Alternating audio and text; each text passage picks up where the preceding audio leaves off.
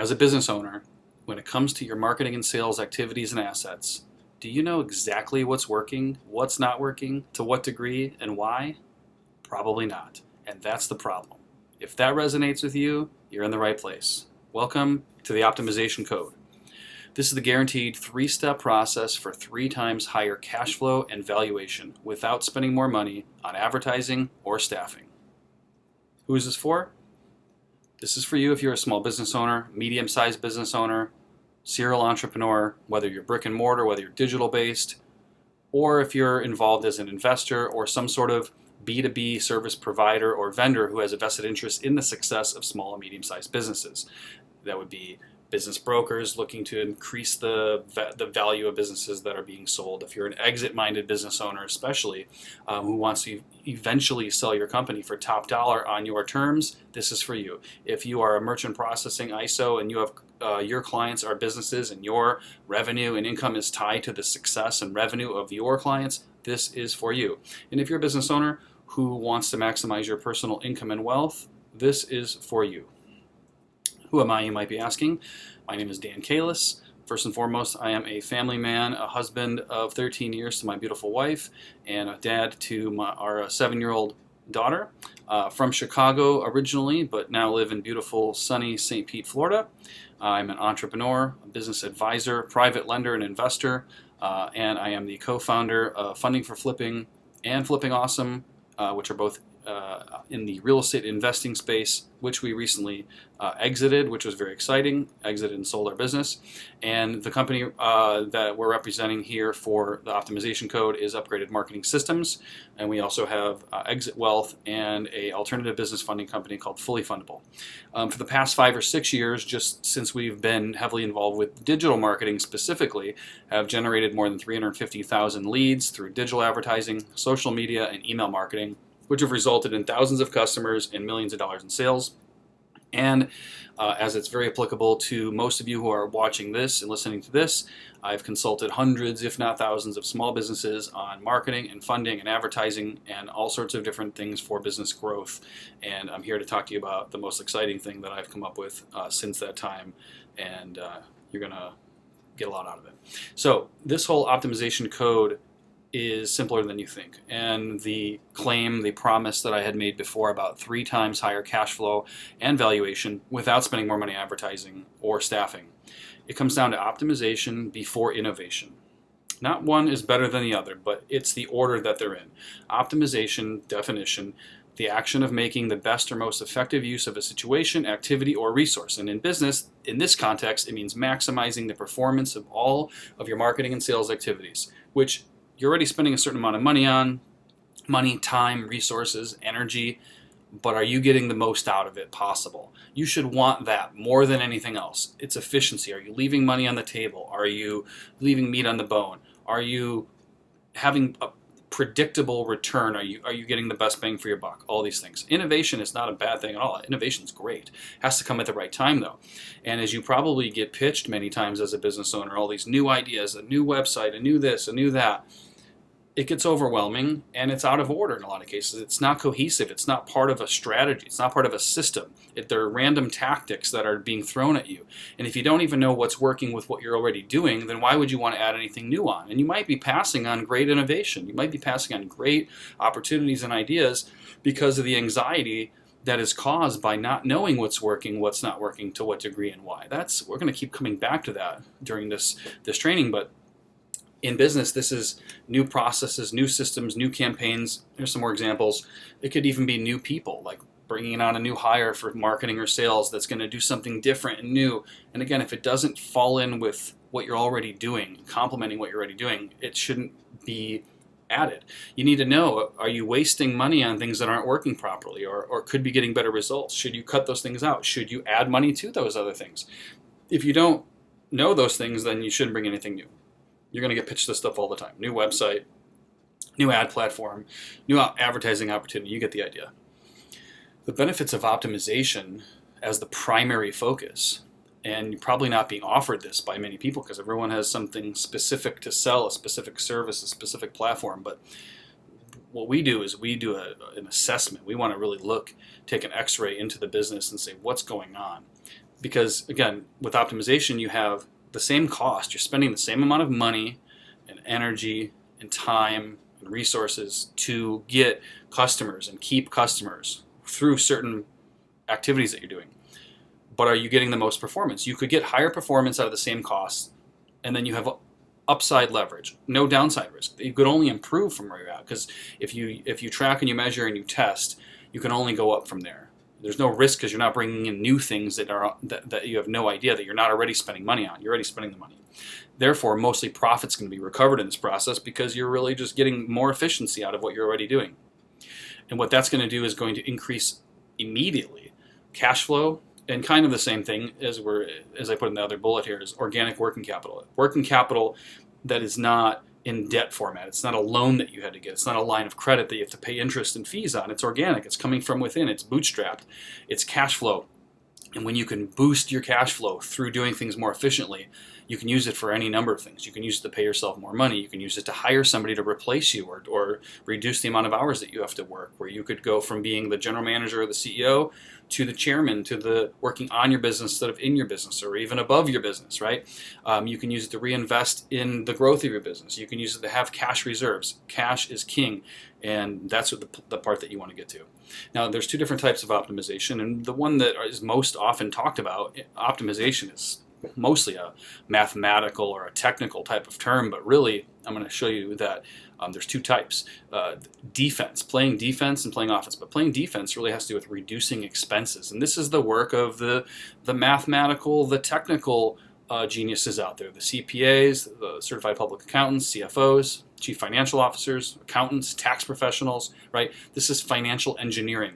And if you were to show someone your financials to a banker or to a potential acquirer, they're going to look at your financials, your balance sheet, your P&L, your tax returns, right? These are all your financials, your account receivable reports. This is stuff that is commonly used in business, but you're limited to the amount of money that you can reduce, right? I mean, if you have $10,000 a month in expenses, the lowest you could go is zero, and you're probably never going to get there because then you're not going to be operating. But that's finite. It's only 10,000, and you're limited to certain methods. And this is designed to reduce or remove risks, to set up safeguards, to play defense, like it says, to protect certain things through processes and policy. It's necessary, it's important, it's vital, but it's not what I'm talking about today. And that focuses on efficiency and productivity. What I'm talking about is financial offense, optimization offense, increasing sales and profits, because there's unlimited upside potential. It's abundance. You can go from that same 10,000 a month in revenue and go to 10 billion. You could go to 100 billion. You could go to infinity, basically. Maybe you don't want to get that big, but you get the idea, is that the difference between 10,000 going to zero and 10,000 going to a million is substantial. And this involves creative, strategic, and mathematical engineering all together. And it focuses on both efficiency, getting the most out of what you have, and effectiveness, and getting the best results of what you're doing. And this involves the whole organization. It's a systemic campaign for scalability, which is a fancy word for basically meaning what's the potential, what's the ability to grow and keep everything in lockstep. Being scalable is growing a business where the quality control remains the same, the profitability remains the same while you grow, because you can grow revenues and then not be as profitable, and that's not where you want to be. So this is really the crux of the problem. What doesn't get measured can't get optimized. You can't improve something if you don't know what it's doing. And what doesn't get tracked can't get measured. So therefore, what doesn't get tracked, can't get measured, can't be optimized.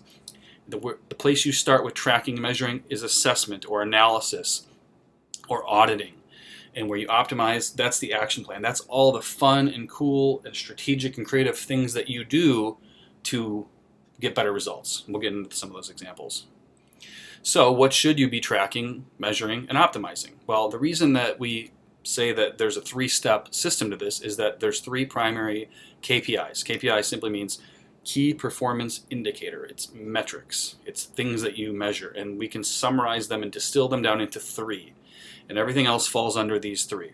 And they are traffic, conversion, and monetization. And simply put, traffic means the number of leads, the number of inquiries, the result of your marketing, the opportunities that are coming into your business, let's just say, for the sake of this presentation, on a monthly basis.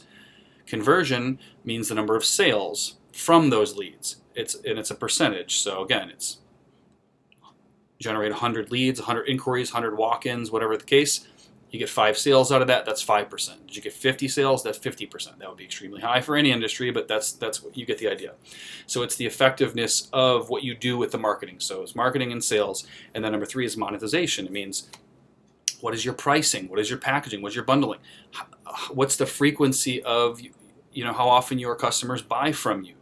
It's the monetization strategy. What is your average customer value? And if you can increase each of these 3 numbers just a little bit, you get massive results. I'm going to show you some examples that'll probably blow you away unless you've seen this kind of thing before. So this is just a little quick, diagram of math. But when you increase incrementally these 3 areas, you get exponential growth. And what this means is that 10 plus 10 plus 10 in this case does not equal 30. It equals 33. 50 plus 50 plus 50 does not equal 150. It equals 338. And that is true. That is 100% true. This is a math equation. This is just part of the formula. What you do on top of that includes the creativity and the art and all that sort of thing, and persuasion and psychology. So it is a formula. Actually, it's the optimization code. And because of that, marketing consists of math and science and art. So here's an example, and this is where the visuals are going to start to get very exciting. So we have a before and after. So let's just say in this example, and this could be monthly, this could be annually. Let's just say this is monthly. You're generating 1,000 leads. You're converting 20% of those leads into sales. So now you have 200 sales, and the average customer value, whether that's initial, lifetime, doesn't matter, is $500. Meaning 200 sales, $500, $100,000. Now, if you increase each of those areas just by 10%, might seem like a lot to you, might not seem like a lot to you, but that's just 1,100 leads instead of 1,000. That's not really dramatic. That's not really that much more. Increasing your conversion rate from 20% to 22%, 10%, and increasing your average customer value from 500 to 550. Nothing crazy. There's hundreds of ways of doing this, which I'll get into. 33% growth. So if you can just make those small adjustments, those small changes, you went from $100,000 in revenue to $133,000. And again, most of that will be profit. And if that wasn't a monthly basis, what would you do? What could you do with an extra $33,000 a month? Well, I know what I would do. Example number 2, 25%, kind of same thing. 1,000 leads to 1,250. Nothing crazy. You have a 20% conversion rate to 25% conversion rate. And you have $500 average customer value to $625. We're not talking about $500 customer value to $5,000. We're talking a little bit more, 25%. But when you do that, you basically double your business. I mean, 95% from $100,000 to $195,000. That is remarkable. Incremental growth, 25%, might seem like a lot, but it's really not. If you can generate 1,000 leads, you can bump that to 1,250 in a lot of different ways. And the most exciting example here, and this is very realistic. I don't want you to think that this is some pie in the sky projection, okay? And I know how to do this. I've done this. I can help you do this. And I'm excited to share this with you. 50%. So 1,000 to 1,500 leads, 20% to 30%, $500 to $750. If you can pull that off, and this could be over the course of a few months, could be over the course of a few years, it's up to you. 338% compound growth from $100,000 to $337,500. That is remarkable. And if that was in a month, $237,000 in a month extra. Very high amount of profit in that. That is exciting. I don't know about you. So here's some examples of optimization, some things that you're actually looking at. These aren't necessarily the action plan, the things you're going to do, but this is the kind of things that we would look at. Under traffic, what's your total number of leads that you have? What's your total, how many leads are you getting per lead source? Okay, like in the lead sources would be another one. You have 2 lead sources, you have referrals, and you have walk-ins, or you have Valpak, or you have this campaign or this campaign. Most businesses don't have nearly enough. You could be having 10 if you have 3. And a lot of them you could do without any out-of-pocket costs. How many leads are you getting per source? What's your average lead cost? Most businesses don't know this number.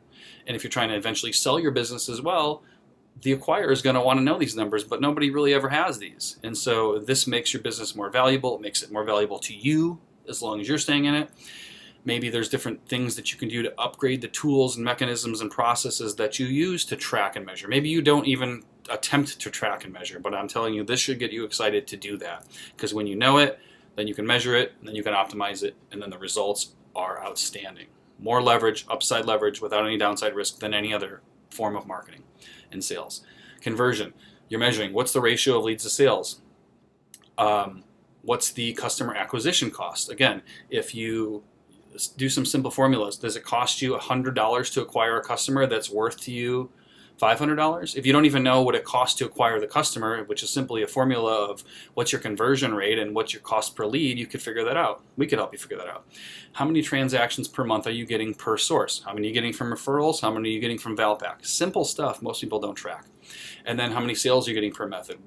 So there's different things that we look at here. And by asking the right questions and guiding you through this, which is something that we can do, then you get these numbers and you know how to work with them. The monetization side is, again, what's the customer lifetime value? If you own a restaurant, you probably don't even track it. Your customers are anonymous. So there's ways to track the customers. You could see what are they worth over the span of a year or 6 months or 6 years. If it's something like a dental clinic, well, you kind of know that because you have to gather the information. The average annual value of a client or a patient to us is, $1,000. What's the average transaction amount that's coming through? Is it $100? Is it $10? Is it, $1,000? And you can raise those through a lot of different methods. How many average referrals per customer? How frequent is your customer purchasing? And then there's other things in here. I don't want to get too technical in the weeds, and also, do you have recurring revenue? Are you offering anything to your customers that basically bills them on a recurring basis, a subscription, a contract, a membership? You can create these recurring revenue models in most businesses, even if you think you can't. And so again, here's some commonly under-optimized sales and marketing activities. You have social media marketing that people try to do all the time. Well, I got news for you. If you're doing social media marketing of any kind and you're not using paid advertising, you're getting almost no results. So it's sort of something that a lot of non-professionals try to do for businesses, and it backfires. If you have staff members who handle inbound calls and inquiries and they're not professionally trained salespeople, they don't know how to gather information out of these people that are calling in, you're going to waste a lot of these inbound opportunities. If your advertising campaigns are creating some sort of commoditization of your business because you're really focused on pricing and discounts, that is something that you could change to make all the difference in the world.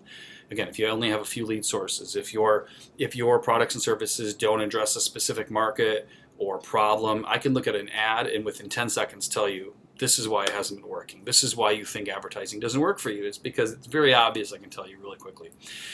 Maybe your marketing budgets are based on just arbitrary numbers. Well, they should be this percentage of revenues, or they should be this, not actual KPIs. If you know, this is what a customer is worth to us, and so this is how much we can spend to get that customer. Simple math if you can get these numbers in place. Maybe using outdated or unused marketing technology, maybe your online reputation is not great. So these are just a few of tons of things that can be done. How to optimize. So these are some of the different things that we would recommend doing, that we can teach you how to do, that we can create as a plan for your business. So you can create and refine and implement a better, or one period, a very compelling, unique selling proposition. How do you really differentiate yourself from one company to another? And you could say things like, we're the best, we've been around this a long time. Those are platitudes. Those are things that consumers don't really care about that much. The question with a unique selling proposition is this, and I want you to think about this, whether this is the only thing you ever get out of this training, is why should someone do business with your company versus all the other options they have available, including the option of doing nothing? And if you can't answer that, then how do you expect your customers to answer that? And is the only reason you want them to do business with you that you gave them some sort of discount, therefore cutting in your profits? Well, you know what? There are ways to position yourself so you never have to offer a discount again. You can reposition your products and services and your advertising to create emotional hooks. That's people buy based on emotion, not logic. They back up their decisions with logic, but they base on emotion. Are you including in any of your promotions, your ads, your marketing material, your conversations that your people are having with pain or curiosity or humor or mystery, something emotional? Chances are you're probably not. You could be more focused on capturing leads every time you have an opportunity, building databases with email addresses, SMS, text messaging, phone numbers, permission-based, of course. We don't advocate any kind of spam. And then drip on them, nurture them, send things to them on a regular basis, either automated or one-off. You can capitalize on relationships with owners of other businesses that you know that are complementary but non-competitive. It's called joint venture marketing or professional referral partner. You'd be surprised how much business you can get out of other businesses in your market, in your community, and you don't have to pay anything up front for those things. That is a lead channel all to itself, and highly profitable because it comes with an endorsement, and the conversion rate's really high. You can track and measure how your employees are spending their time, especially their quote-unquote downtime. Have them do outreach to customers, even if it's something in a restaurant. If a restaurant has a host or a hostess that's not doing anything, pick up the phone, call some past customers that have done reservations, say, hey, we haven't heard from you in a while. I'd like to offer you to come out. We're going to give you a free appetizer. These things matter, and you're already spending the money on that employee. You might as well have them do something more productive than sitting there on their phone. And this would apply to a lot of different industries, more than just restaurants. You can create authentic urgency and or scarcity to marketing offers. So creating fear of loss. If you only have a certain number of these things available, you let them know that, and you let them know that they may not be able to get it, and only do that in a true way. We never advocate false scarcity or false urgency. Or maybe there's an expiration date on this deal that you're offering, or maybe there's an expiration date because it's an event. There's all sorts of ways you can use those different types of fear of loss to create this buying frenzy. People have to have it, and they have to have it now, so they don't wait. Creating product and service packaging and bundles and upsells. Like a lot of the big businesses that you do business with as a consumer do this, and just start paying attention. Upsizing at McDonald's or fast food places. Would you like to supersize your fries? Would you like to add this on? Would you like this accessory? If you go into Men's Warehouse, if you're a man, they do a masterful job of this in most cases. You came in for pants, but you should check out this belt. You got to look at these shoes and these socks that really go. And they're going to give you, at the end of the day, they're going to give you a whole outfit. You just came in there for pants, and you're going to love it. They're not going to twist your arm to do it. You're developing active referral systems. A lot of people get a lot of referrals for their business, but they just kind of come in passively, and there's no active system of asking for them, tracking, and getting all the data on them. And one other thing too is that if you can focus more on promoting and selling the most profitable and easiest to deliver products and services, then you're going to make more money. It's going to be more fun. It's going to be easier. Again, it's optimization. For example, if it's an auto repair place, maybe brake jobs are more profitable and just as easy to do as anything else than changing oil or changing tires or anything like that, right? So you drill down to what is the most profitable, easy to deliver product and service. So this all kind of comes down to what we offer to make this happen and make this a reality in your business, which is what we call the marketing and sales performance assessment and optimization plan. It's kind of two parts. The benefits of this are right here, okay? So clarity, actually knowing, picture if you knew in your head, if anybody were to ask you what's working, what's not, to what degree and why. You can say, well, we have 5 lead sources and we got this many leads from this source, and knowing this will just give you the peace of mind, which is number 2, stability and predictability in the efficiency of your business. Peace of mind that you know where things are at, you know that you're not wasting money. The valuation increase, like we mentioned. Valuation of a business is based on the cash flow, the earnings, the profits in the business times a certain multiple. And so without getting into a discussion about how to increase multiple, the more earnings you have, the higher valuation you're going to have. So when it comes time, ready or not, exit will come. At some point in your life, you're going to exit your business, and you might as well prepare ahead of time if possible. Give yourself a 3 to 5 year window to know that, and you'll be able to get a lot more for your business than you thought was possible. Having this optimization plan in place creates more scalability because your business is tuned up and it's ready for profitable, explosive growth. The freedom that it gives you is in the cash flow and the knowledge that whenever you add something new to the business, it's going to use these systems. It's going to be under this system. It's going to perform to the highest level from the beginning. And if you can create that excessive cash flow, you're going to be able to do things like hire somebody to replace you or build systems or use technology and give you more freedom, time freedom, location freedom, lifestyle freedom. It's going to create higher income for you. A lot of business owners, unfortunately, don't pay themselves a lot of money. They can't pay themselves a lot of money. Well, what if you were able to double or triple your personal income, not affect the business negatively whatsoever, in fact, have it grow even better, have other people in place and make more money. That's the dream. That's probably why a lot of you even got into business in the first place. And then the last thing again is this ability to generate organic working capital. So build up cash reserves for future opportunities that you can take advantage of to have cash or to deal with emergencies without having to acquire debts or loans or give up money to investors and partners. So the next step in this process is very simple, and it's free because this assessment optimization plan is guaranteed to uncover at least $100,000 of hidden profits and cash flow. And for those of you that have bigger businesses well into the millions, this number can be substantially higher. But that's kind of the baseline. But it's only available to qualified business. What I mean by that is business needs to be the right size, have the growth capacity. You as the owner have to have goals and mindset that align with what we're doing. You need to be coachable, and the results of this free mini assessment that we're going to do will display that. So we will take some time to go through a smaller version of our normal assessment, which is 40 questions. The normal assessment's more than 150, and it'll give you a very clear picture. So no matter what, if we do this together, you're going to learn a lot about your business, a lot about yourself that will be super valuable, whether we move forward or not, whether it's something that we want to do together or not. Give you a very clear picture of where you currently have blind spots, where the bottlenecks are, and what's possible. Okay, so and then if you do want to work with us, we'll do a very detailed assessment, deep dive audit, create an action plan for full optimization, and you'll have just a blueprint for like a business that's just performing at full capacity. So the next step with this would be to schedule your discovery call. That's what we call it. Go to upgradedmarketingsystems.com/call, or you can text 847-579-9150. I'll leave this on the screen for a minute. upgradedmarketingsystems.com/call, or text 847-579-9150. It's been great going through this with you. There's so much more to discover. There's so much more to go over, and basically get you to the point where you do know what's working, what's not working, to what degree and why, and to get the biggest, best, highest possible performance out of all the blood, sweat, and tears, money, time, energy you're putting into your business. For now, thank you so much. This has been Dan Kalis with Upgraded Marketing Systems, and I hope to hear from you soon.